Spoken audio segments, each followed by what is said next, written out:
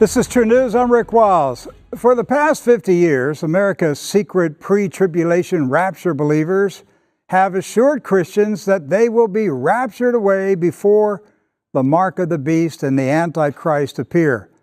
Well, tell that to India's troubled Christian population who are being compelled by the Hindu-controlled Indian government to have their fingers, faces, and eyes scanned so that they can be enrolled in Aadhaar. Aadhaar is the massive biometric identification registration project of the Indian government. It is administered by the Unique Identification Authority of India. Aadhaar, which means foundation, is a 12-digit unique identity number for every Indian citizen. A unique number is assigned to each citizen when their biometric data is scanned and entered into the national database. Aadhaar is the largest and most sophisticated biometric identification system in the world. All 1.2 billion Indians will be scanned and assigned a number, and the project is almost completed. It is mandatory that bank accounts in India be linked to Aadhaar. In addition to banking services, all government services are linked to Aadhaar too. When the system is finished, it will be impossible to buy and sell in India without participation in Aadhaar.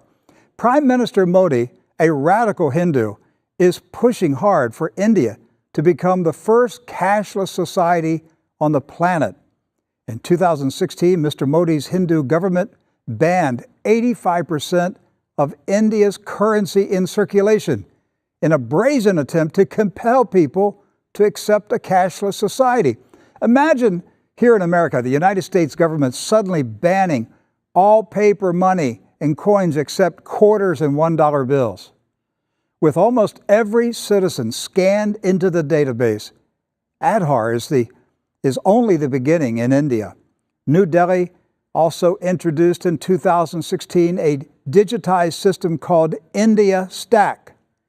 It is a set of APIs that allow government agencies, corporations, and developers to utilize the Aadhaar ID infrastructure to propel India toward becoming a paperless and cashless society. India Stack enables citizens to store and share personal data, such as addresses, telephone numbers, bank statements, financial records, tax records, and employment records. The personal records can be accessed and shared with others via Aadhaar. Therefore, Indian citizens can use India Stack to open bank accounts and brokerage accounts, make investments, share personal records with anybody in India by simply scanning their finger on their phone.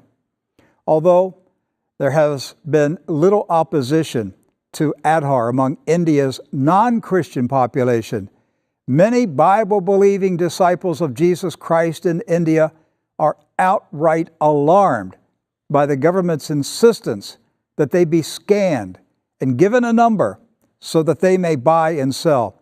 Much of the opposition is centered in Mizoram, an Indian state with a Christian majority population. One Christian man has persevered in his opposition to Aadhaar that his case has reached the Supreme Court of India. His name is John Abraham.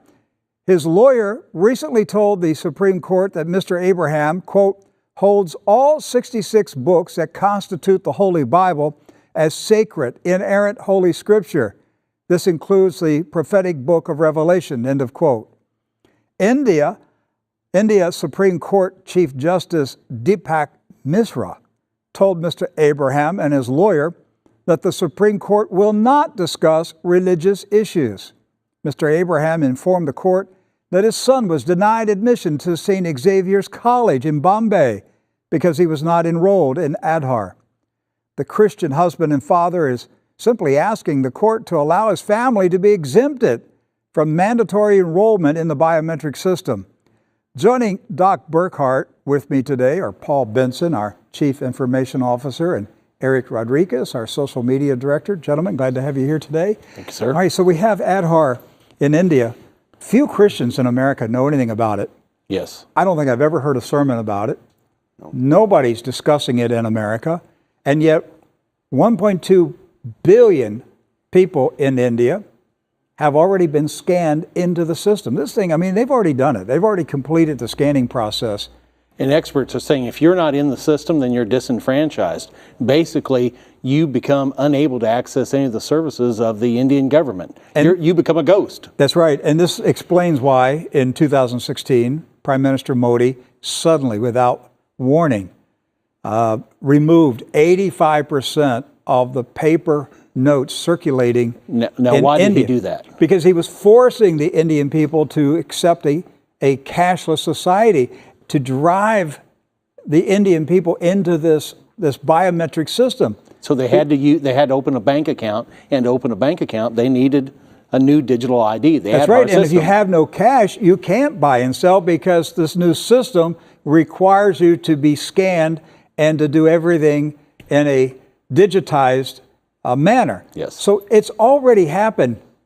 China is well on its way to becoming the next cashless society. China has not started scanning their citizens, but it's already happened in the second most populous country in the world. 1.2 billion people have been enrolled in a biometric system, and nobody in the United States and among the Christians are talking about it.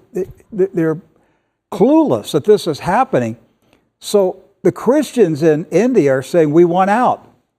We don't want to participate in it. Right. But Doc, you read with me today some of the articles that we gathered today from India. Well, first of all, the first one is not from India. This is the Independent in London, and it says that India's big brother will start using fingerprint and face scans for food and benefits. Seeking to build an identification system of unprecedented scope, India is scanning the fingerprints, eyes, and faces of 1.3 billion residents and connecting the data to essentials like welfare benefits and mobile phones. Civil libertarians are horrified viewing the program called Aadhaar as Orwell's Big Brother brought to life. If you look at the next headline, this is from Scroll, yes, which is a news website in India. And it says, the mark of the devil.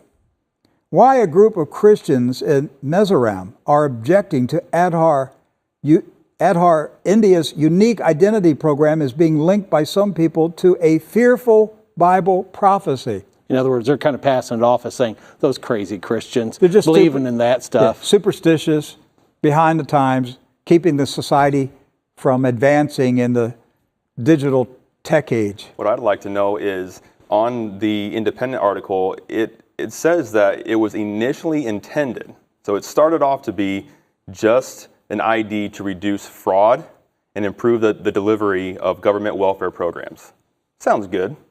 Just like most of these large company, the government-run initiatives, they start off with this feel-good, we're going to help you, we're going to better your life, and so on and so forth. But at what point did all of it switch and the true story of the program come out to incorporate where it says, in order to have the essentials of life in order to basically function in India? It switched on the first day, Eric. Yeah. That was the plan before it even started. Absolutely. I think one of the big questions when you see a system like this, where's the data going? Well, according to this article, it's actually heading to the UN. So the UN is one of the establishments that's actually taking this data, accessing it, collecting it. It is the central agency that's collecting it. And really, and we've talked about this before, Rick, this is the test pilot program for the globe, right? That's right. You're going to have a global brain. We heard in Davos months ago, well, we weren't allowed to go into the session, but we know that there was a seminar at Davos on the global unique identification number. Right, and the banks want that. They want everyone to be identified so they can control the flow of cash around the world. That's right. So this system is being built right now. So look, here's what we have. You got most American evangelical Christians who've been taught, you don't have to worry about it. You're going to be raptured. You're going to be taken away. You don't have to think about this. You won't be around when the mark of the beast system appears. Well, it's already appeared in India. Right. And Indian Christians are dealing with it. They're calling it the mark. They are calling it the mark of the beast, and they've made it to the Supreme Court. And the Chief Justice said, this court is not going to listen to religious issues. We're not going to consider your holy book. I mean, the Supreme Court in India is Hindu. And so now we're seeing fulfillment in India of the book of Revelation. You will neither be able to buy or sell unless you have the mark of the beast. Yeah, and in one of these articles it says that those Christians, those believers who are not taking this biometric ID scan, they can't even get their food rations. So You can't get anything. Exactly. You can't. So they you can't get even medical eat. services. Yeah, exactly. Can't go to school. Can't get do paid. anything. Can't get anything. So. And they're rolling this out to the illiterate population as well. So, I mean, everyone, 1.3 billion people. So, I mean, here in the States, there are some people that aren't techie. Maybe they have a smartphone and they visit Facebook. But I mean, we're prime candidates for technology like this to roll out everywhere. Mm-hmm. And one of the arguments in India is, well, we're making it possible for the poorest of the poor to have bank accounts and access to technology. Well, first of all, if you're poor, why do you need a bank account, right? But that's the argument, all right, that they'll have a digital bank account. Now the government can put services into those accounts, and they can access it through.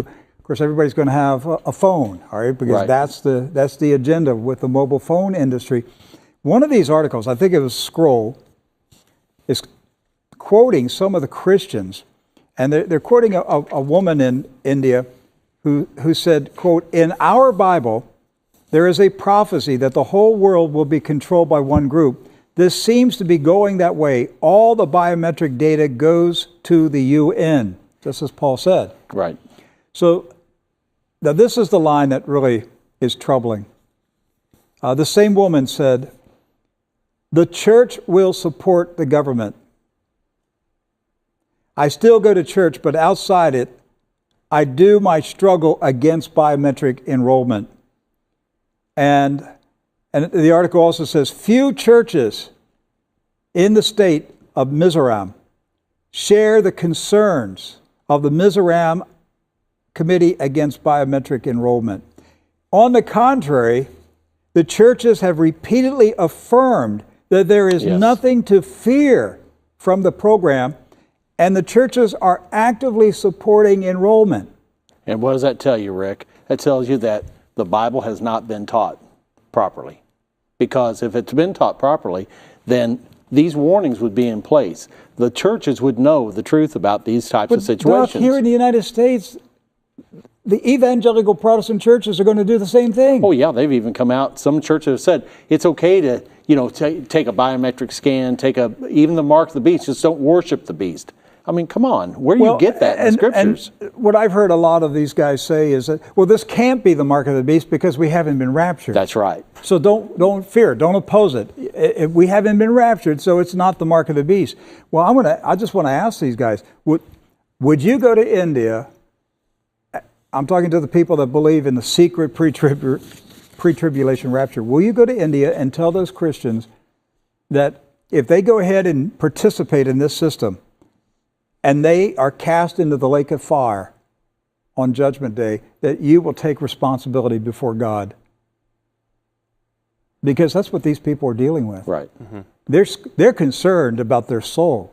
They're reading the Bible saying we cannot participate in it. Yes. But their church leaders are saying, no, you can. Go ahead, participate in it. Right. The same thing will be said in the United States. We will have churches in the United States that will be the scanning centers. Right. People will be told to go to your local church to get scanned. Now watch, it's going to happen in this country. If you keep reading down that article, it says that the enrollment rate is 81.2% as of right now, and then that a lot of these people have just stopped attending church because they're not getting the support from their church in this initiative to not accept the biometric scan. They stopped going to church. Yeah. Wow. Because the church isn't dealing with reality. And it's not supporting them, not seeing them through, not standing up for what's right. This really is the dividing line between people that participate in society and Christians. I mean, I see this line being drawn in the sand. And it's a concern because then we get pushed out of society. If we become, equivalent with the Amish because we're not taking the mark. We're not able to get pushed in digital ghettos. Yes. So, hey, I'm not against technology. I love technology. And I'm for all kinds of technology, but I don't want to be scanned. Don't tell me I have to be scanned. That's not true. You don't have to be scanned to participate in other technologies. There's a purpose for the scanning. It is to control the human population. that's it. We can do all these other things that are these other technologies that are being rolled out without being scanned and digitized ourselves. Right. There's no necessity for it, but there's a bigger plan. And the plan is to have total control of the population. Now, the next